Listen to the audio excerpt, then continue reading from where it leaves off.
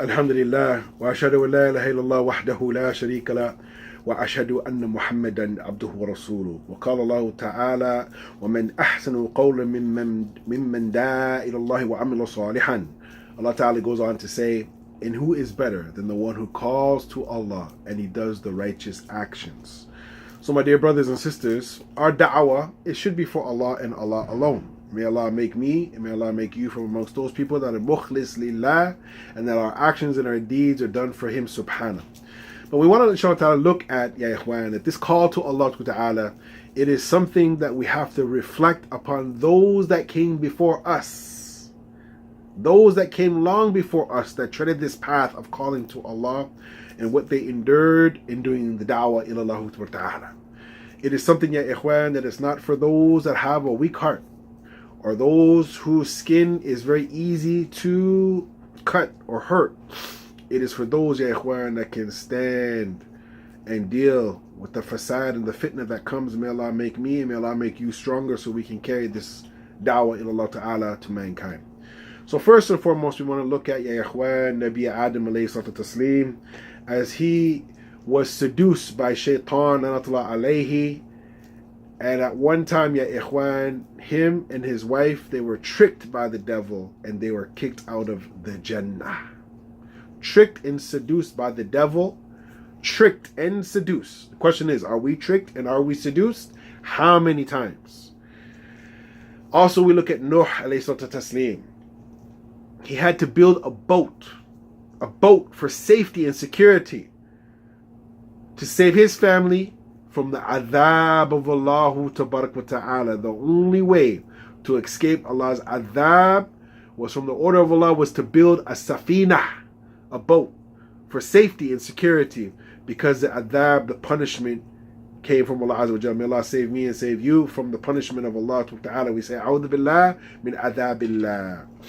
Also, ya ikhwan, Ibrahim alayhi salatu taslim, he was tested severely for calling to Allah Azza wa Jal, that he was thrown into a fire, and Allah Azza wa Jal made it bardan salam, and made it a place of security and safety for him by Allah's permission. But he was thrown into the fire and Allah protected him.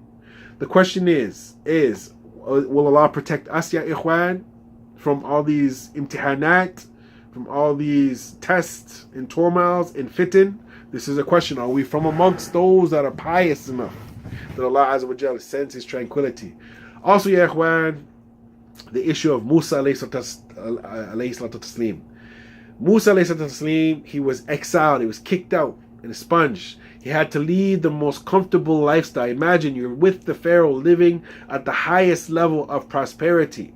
He was kicked out, he left from there, ya ikhwan, and he ended up living out in the desert.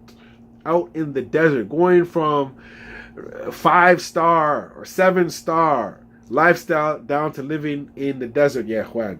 Fleeing, ya ikhwan. Also, he had to flee with his followers against the Pharaoh, a powerful empire with a powerful tyrant. And ya ikhwan, he beseeched Allah and Allah protected him. And Allah also aided him with his brother, Harun, who was a little bit more articulate than him. Allah gave him another prophet, his brother, to help him with his da'wah. How many people do we have helping us, our right-hand man, that can help us in the da'wah? Or are we only doing da'wah by ourselves? Question. Also, ya ikhwan, the Prophet Yunus, that Allah Azza wa Jalla put him through the test that he actually got kicked overboard, and a whale came and swallowed him and took him down in the deepest darknesses, inside the belly, down in the sea, in the darkness of the sea. And Allah Azza wa Jal, after he made a special dua, La ilaha illa anta subhanaka inni kuntu min adh-dhalimin, that he asked Allah Azza wa Jal, he said, there is no God but Allah, and there is no God but you, Allah, and I, in glory to you, I am from amongst the dhalimin. I've impressed myself by not following the order of Allah Azza wa Jal, ya ikhwan. So we need to be careful that we don't fall into this.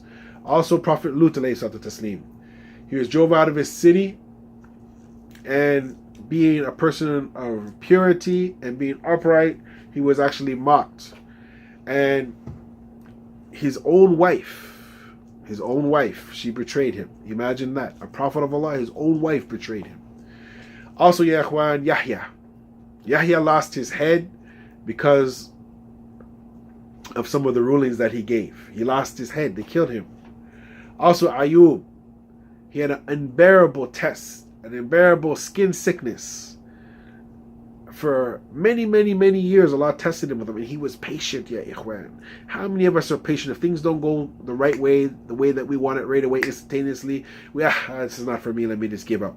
How many, ya ikhwan, have we seen walk the path for 10 years, 15 years, 20 years, 25 years, 30 years, and then fall off the path? May Allah save me and save you from that. Also, ya ikhwan, Yusuf, his own brothers, his own blood brothers, they were envious and jealous of him, and they even planned to kill him.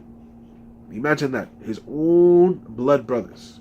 How many Muslims wait trying to plot and plan against their brother? How many? Also, Ismail, his sincerity, his faith was tested. He was asked to get his own father to make dhabh. And it was also a test for his father, a test for him and a test for his father to be obedient to Allah Ta'ala. How many of us can be patient, ya ikhwan, with what Allah ordered us, and also dealing with our children, and our children dealing with us? And also Hud alayhi salatu taslim.